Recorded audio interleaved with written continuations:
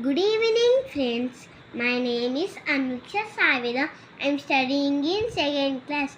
Today I say 29 states and capitals of India.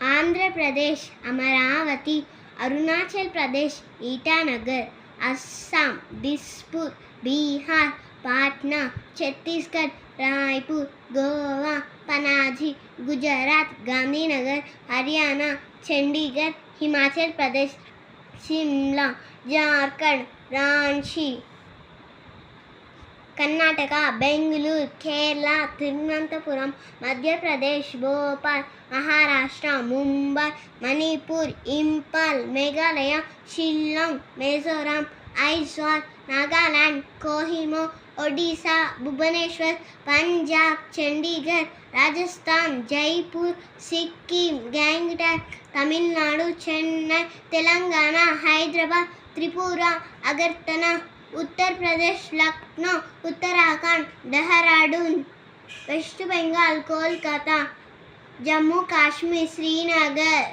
Thank you.